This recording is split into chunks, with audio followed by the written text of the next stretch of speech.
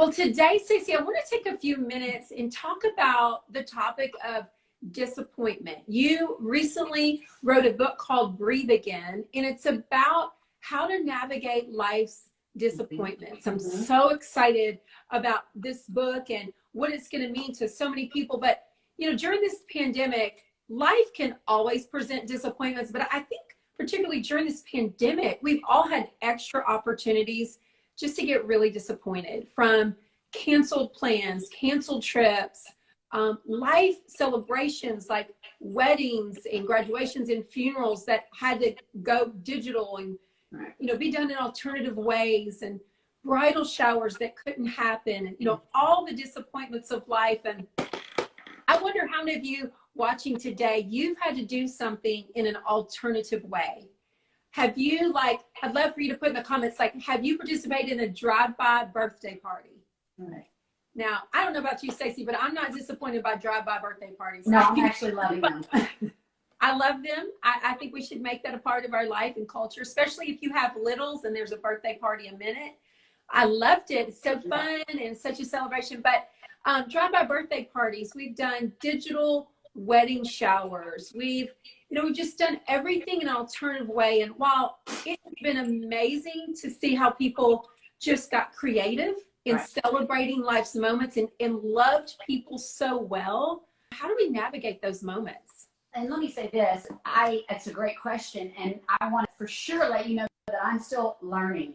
I don't know that any of us ever get to the place where we say, I have mastered this topic in life or whatever, because life changes and things come at us that we didn't expect. And so we're all students, always learning. But I think one thing that I've grown to understand is that disappointment is it's birthed from unmet expectations. And whether there's unmet expectations are small or big, I mean, we can experience disappointment every day. When you go through Chick-fil-A, you don't get your waffle fries that you expect them and you didn't get them, and that's a disappointing thing. Of course, it's not life crisis. But in that space of what we expected and what we actually received, there's going to be a lot of voices that are speaking to us. And I don't necessarily mean voices, what they're actually saying, or I mean the narrative of what's being told to us, the narrative of this is God's fault, or God's angry with you, or you should be angry with God, or whatever. You're going to hear a lot of voices in that space of unmet expectation. And I think that we need to put more attention than we really do on how to navigate that space, because whatever voice you choose to listen to in pain and disappointment is going to determine your destination. So that tension, that space of unmet expectations could become, and I've seen it so in so many years of ministry and talking with people and in my own life, it could either become a dead end for you to where you are just stuck, maybe beginning to be wrapped up in bitterness or cynicism or doubt or anger. And you know people that have experienced that. You can point somebody a mile away and okay, they had something, an unmet expectation that now has become they've become cynical and a little bitter about. And or it can become a crossroad for you to propel you onward to the promises God has for you. And I think that's just what I am growing and have grown a little bit to understand about our unmet expectations. I think it's so powerful because, you know, as you say that, you know, it's like disappointment is a signal, really, that we've had an unmet expectation. I don't know about you, but sometimes I don't even realize I have expectations. You know, I think I'm being sort of like go with the flow, but really down deep, I have an expectation, and when that's not met, I'm disappointed. Yeah. When do you feel like you first begin to realize, like, hey, this is actually a signal that I need to lean into? Or how do you coach someone through that moment? I think that we need to do a better job. Just our lives are busy, and the good thing, the blessing about being a woman is that we do tend to lean into our emotions a little bit more. And I think we need to really be intentional every day, or at least very often, recognizing what emotions we have at that moment and maybe something that's kind of guiding us, maybe an emotion that's ruling us a little bit, and take inventory of it and recognize, is this disappointment? Is this negative, and why? Where did it come from? Because I really believe that disappointment that lies underneath the surface for a long period of time can be very detrimental to your faith. Don't you think it really can even like skew your view of God? You know, I think about Eve, and you know, the enemy's always trying to question God's goodness and nearness and power in our lives. And even in the garden, he was like, did God really say? Did God really say that? You know, he was just questioning God's goodness in her life, and that he really had good things for her. And I find with you, with just working with so many people over the years, that root of disappointment can really change our view of God in Yes. not beneficial ways. Yes, absolutely. Whenever, I would think probably more than any time in my life, whenever I had to step back and really evaluate the disappointment that I was feeling, was when our daughter Haven passed away. She had brain cancer, and this is, and it wasn't just her passing away. Absolutely, that was enough. But I think what really I had to check my heart on was that Casey and I prayed and believed for her healing. And I mean, I could honestly say I left it all on the table. As much as I could give God in faith, I gave it to him. And then yet we did not receive. We expected it, but we did not receive her healing. And that tension that was created there was a life-altering moment for me. Yes. And it doesn't have to be huge moments to be life-altering. It can, for some people, it can be a lot of disappointment, smaller ones over a period of time. Right. And I'm thankful that disappointment creates tension, because it forces you to either evaluate it or cover it up. But evaluating it and bringing it to the surface and bringing it to the Lord is the most healthy thing you can do. That's good. That's good. Like, Lord, I don't know what to do this. I'm just going to bring it to you. Right. Right. And not push it down. Because I think in our Christian world, we're almost taught not to do that. You know, no negative feelings toward the Lord. It's wrong. And it's really not wrong. It's human. I don't think there's a relationship alive who hasn't experienced friction. And if it hasn't, then it's not a solid relationship. It's not close. It's not strong. Relationships need to experience friction and tension, because that makes them stronger, because it means you're being honest with one another. Yes, that's good. And really in those moments, our trust in the Lord goes beyond our circumstances. Yeah. And I think we're forced to trust his character. Yeah. Like, I don't understand the circumstances, but I do trust your character. Yes. I trust that you are good, and that you are near, and that you are powerful. Yes. Despite my disappointment, despite my deep grief over the situation. Right. That's so powerful. I feel like, and I've heard you and Casey say before, which I love, about how when we experience disappointment, we really have two choices. Either we can kind of just sit in that and just be upset and let it spew, and let it be a dead end with moving forward, and even with our relationship with the Lord. I mean, so many people, when they've experienced disappointments, that's the end of their relationship with the Lord. Right. You know, throw away their faith at that point. But I love what you guys often tell, and you've walked Spencer and I through these moments. You're like, hey, this could be a dead end, or you could see it as a crossroad. Right. You could see it as, hey, God's going to take you through this, and he's going to do things on the other side of this that you cannot imagine. Right. That he really will work all things for our good and for his glory. That's so good. Can you just share a little bit more about that? Yeah, I really believe that disappointment, you don't just sit in it. I believe if you bury it, it really does affect you.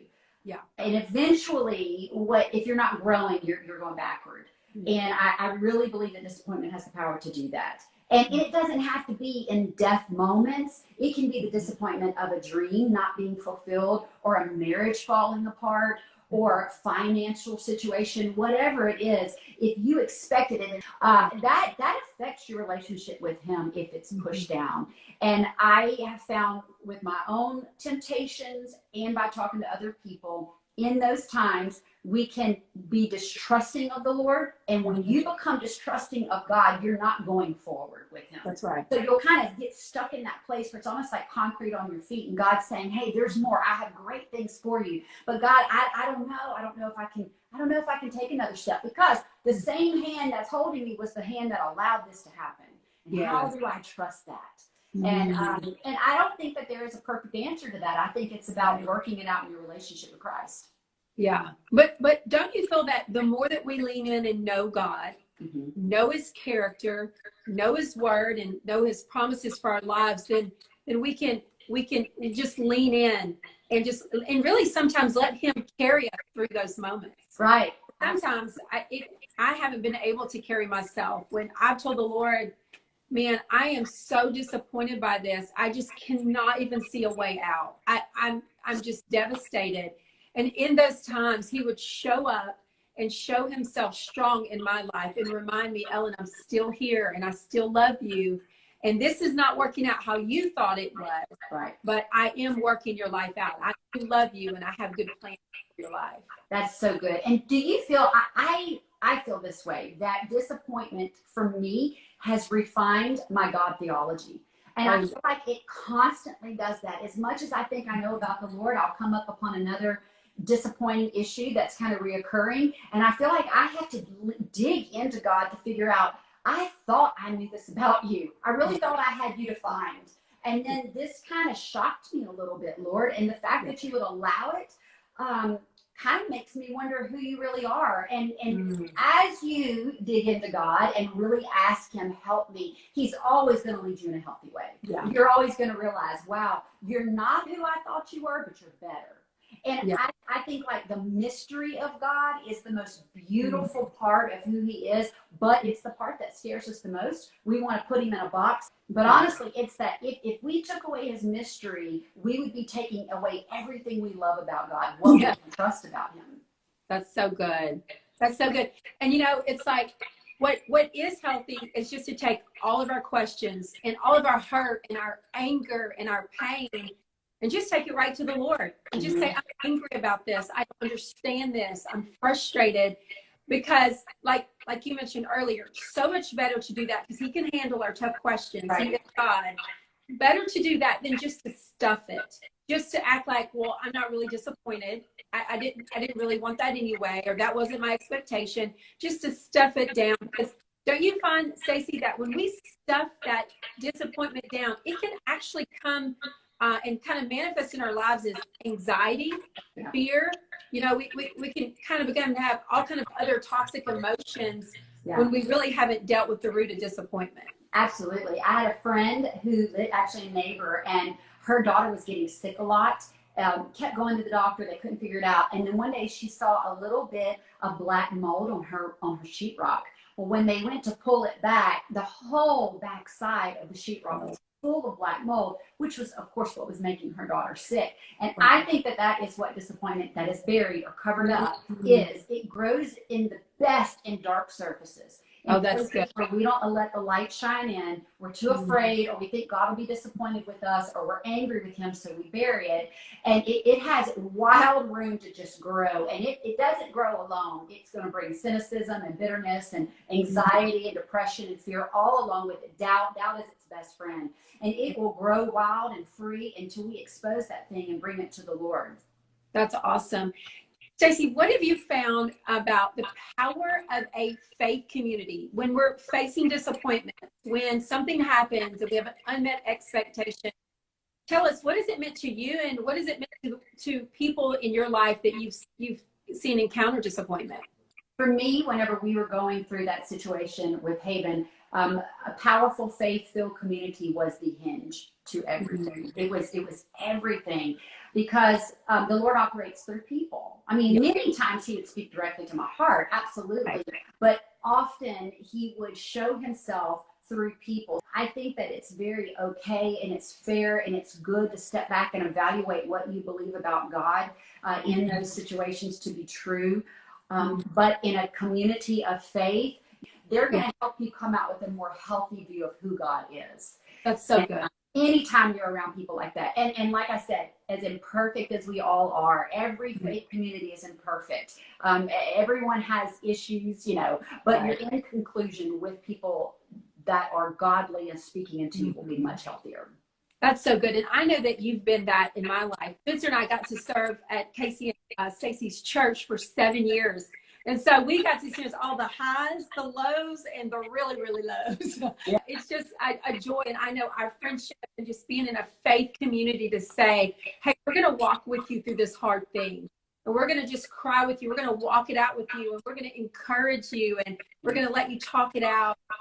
It just really means everything when you're walking through disappointment. Stacy, thank you for spending a part of your Thursday with us. Well, you guys are awesome, Ellen. I love y'all. I love Building Church. I've been to your conference, which is amazing, by the way. We will talk and chat soon, and we'll hop on another IG in the fall when that book gets launched. We're excited about it. I love you, and everybody watching, thank you. Yes. Okay, everyone, grab your pre-ordered copy of Stacy Henagan's Breathe Again book, and also want you to follow her on social media. You're going to love being on the journey with her. Y'all have a great day. We'll see y'all soon. Thanks, everybody. Love you.